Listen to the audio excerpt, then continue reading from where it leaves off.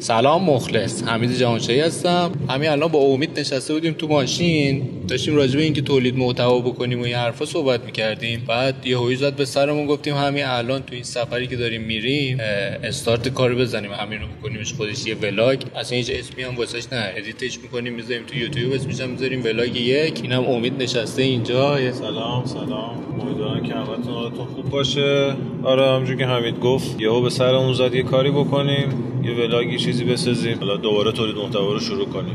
دیگه خودش بهتون میگه موضوعش چیه و داستان چیه. آره الانم توی جاده ایم، هوای باحالی. الانم یه نم ریزی زد روی شیشه، خودتونم میبینید اون مها هم که اون دوره. و آقا موضوع این ولاگو میذاریم روی این که اول میگیم که چرا برگشتیم، مثلا چی شد که حالا زد به سرمون دوباره شروع کنیم تولید محتوا کردن. موضوع بعدیش هم اینه که برای تولید محتوا و ساخت ولاگ و اینا از چه تجهیزاتی خودمون استفاده میکنیم. بهتون میگیم که چه تجهیزاتی داشته باشید کافیه برای ساخت ولاگ. حالا بریم با هم دیگه یه ذره بیرول از این جاده و سفر و اینجور چیزا ببینیم تا برگردیم بهتون توضیح بدیم که چی به چیه.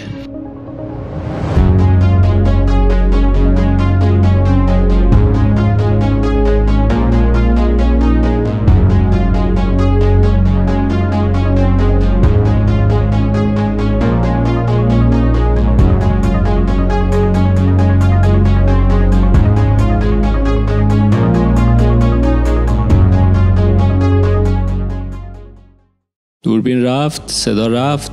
3 2 1.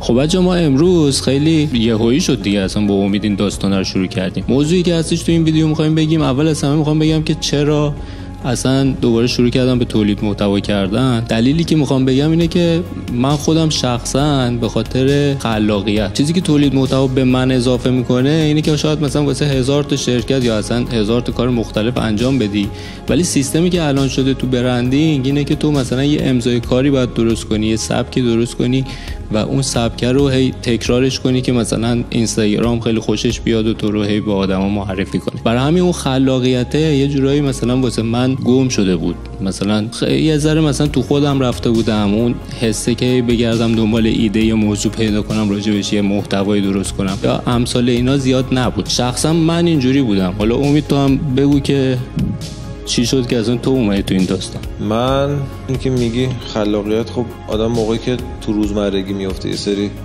بالاخره همه یه سری کارا دارن، همه یه شغلی دارن، همه یه فعالیتی میکنن، همه یه سری مسئولیت تو زندگیشون دارن، بزرگ و کوچیک هم نداره. این مسئولیت، این روتینه باعث میشه تو خب خلاقیتت کم بشه، توی چارچوبی بسته بخوای کاری انجام بدی و حالا بیرون اون باکس رو نگاه نکنی دیگه، خلاقیتت کمتر میشه و خب این ممکنه حالا خیلی به هم به روحیه هم در آینده به خودت به جسمت هم حتی ضرر بزنه. منم استقبال کردم، خیلی هم فکر خوبی بود، دمت هم گرم. اتفاقا حالا ان شاءالله ادامه داشته باشه، قشنگ ادامهش بدیم. و چیه وسطه آخه الان وسطه ولی شاید چیز شده. حالا دوباره چک میکنیم، اگه دوباره خاموش شد مطمئنا باتریش ضعیفه دیگه. حالا ادامهش رو میذاریم رو چیز، اون تیکه که قطع شده بود از اون چیز. ما امروز واقعا تجهیزات نداشتیم. این رکوردر از با اون یه رکوردر دیگه که حالا بهتون بعدا نشون میدم، اینا جز تجهیزاتیه که امید مثلا میره سر کلاس دانشگاه و اینا مثلا رکورد میکنه یه سری چیزا رو مثلا همراهش بود و یا نه حتی مثلا ما رکورد اینا هم نداشتیم. اون دوربین هم که الان ما داریم باش فیلم میگیریم همیشه همراه من هست دیگه. حالا بهتون نشون میدم چیزایی که همیشه همراه من هست. برای اینکه شروع کنید به ولاگ ساختن چه چیزایی لازمه؟ به نظر من که اصلا تو این دور زمانی که الان هستیم و همه دارن تولید محتوا میکنن، نه سناریو میخواد نه اصلا هیچی نمیخواد.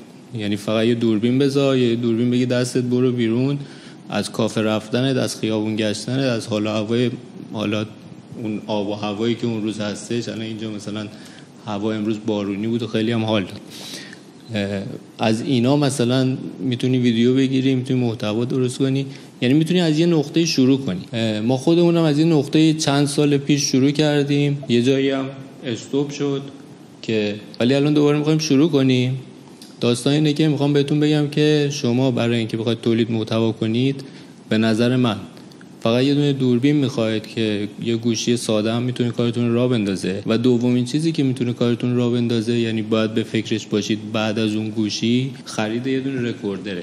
یعنی حتما یه میکروفون برای خودتون داشته باشید که بتونید کیفیت صدای خوبی داشته باشید، یا اینکه یه گوشی دیگه باشه که مثلا نزدیک دهنتون بگیرید، مثلا رکوردری که من الان دارم که صداتون رو بتونه بهتر ضبط کنه. این چیزیه که با یه گوشی دیگه هم میتونید رکورد رو انجام بدید. چیز دیگه ای نمیخواد.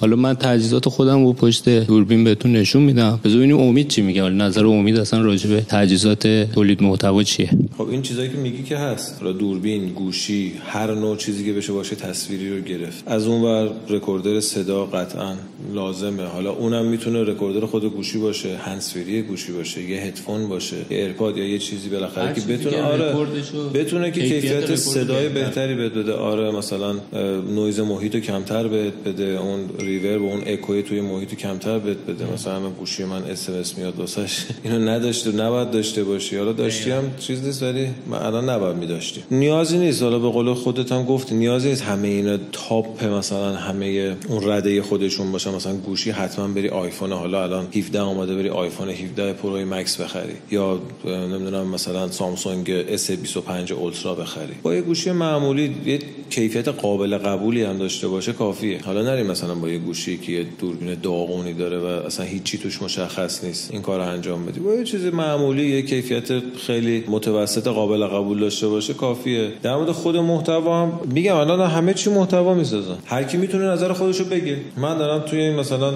جامعه زندگی میکنم، میخوام یه محتوایی تولید کنم، میگم آقا چرا رنگ این دیوار سفیده؟ خب من دوست داشتم سیاه باشه.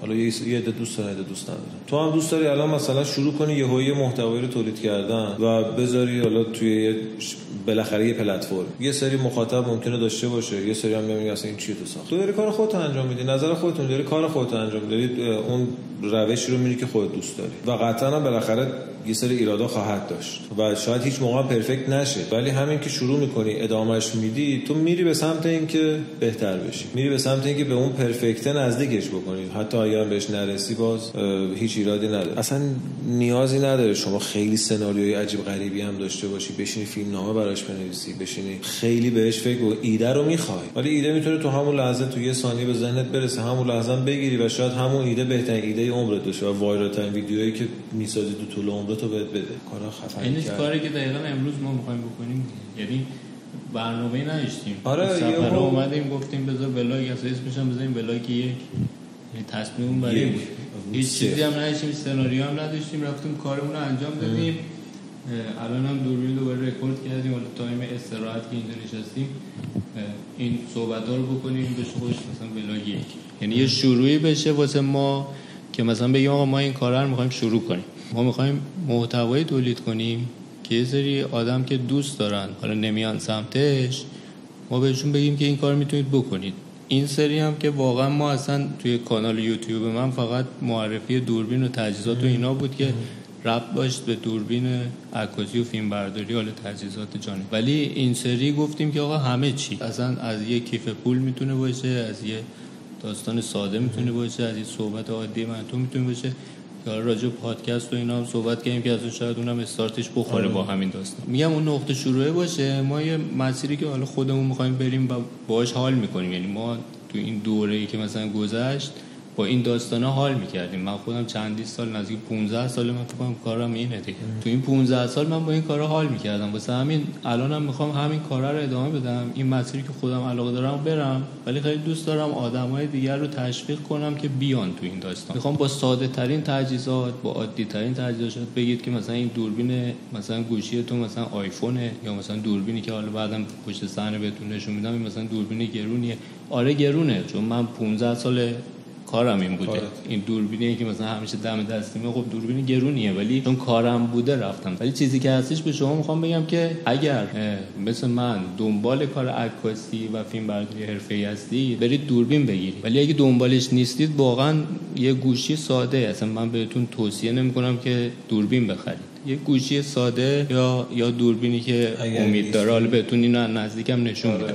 یه دوربین بگم 30-40 تومن الان قیمتش، بیشتر شد. رشدی که داشتیم توی دلار. آره الان ما قیمت ندیم بهتره، چون مملکت ما اینجوری هست. کلا میخوام بگم که ما خودمونم این مسیر رو شروع کردیم. اصلا نمیدونم این ولاگ خوب میشه یا نه، اصلا برام مهم نیست دیگه. مثل قدیم نیستش که بگم مثلا اسپانسر بیاد مثلا تجهیزات معرفی کنیم، مثلا دنبال اینا هم دیگه نیستیم. ما الان فقط می‌خوایم این مسیری که خودمون علاقه داریم رو انجام بدیم، یه دوربین بذاریم، یه سری تجربیاتمون رو با هم دیگه به اشتراک بذاریم. شما هم اگه دوست داشتید با ما همراه بشید، هر جا هم که از دست من یا امید کمکی بر بیاد ما در خدمت. من این تجهیزات رو نشون بدم، تو حرف دیگه اگه نداری.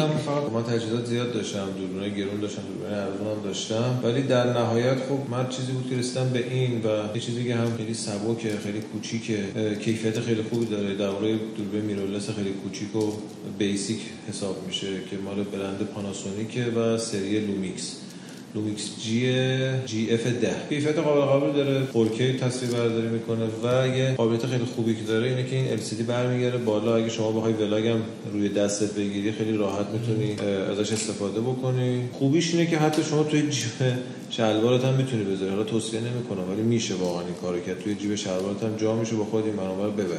و همه میگن خب این فرقش با یه گوشی چیه؟ بله گوشی امکانات بیشتری داره، باهاش زنگ میزنی، ولی خب سنسوری که گوشی داره شاید به اندازه ناخن انگشت کوچیکه من باشه، ولی سنسوری که این داره خب خیلی بزرگتر از یه سنسور گوشیه و قابلیت زوم اپتیکال داره، میتونی لنزش رو عوض بکنی. ما واسه صحبت این دوربین ریبنر وصل کردم تو همونجوری که داری توضیح میدی. منم اینو از نزدیک بهشون نشون بدم که دیگه من اینو میبینم که نزدیک ببینم بچه‌ها. توضیح خاص دیگه نداره، چیز ساده ای، یعنی نه چیز عجیب غریب خاصی داره، امکانات مثلا خیلی چیز داره که بگی آقا واو عجب چیز خفنیه، نه یه چیز ساده کوچیک کار را بندازه که خیلی میتونید ازش استفاده بکنید و به درد بخوره.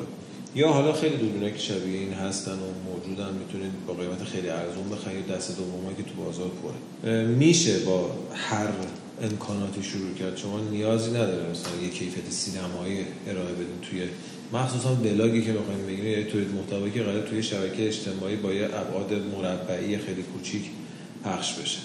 مثلا ما همین الان با دمپایی نشستیم اونجا داریم براتون یه چیزی میسازیم.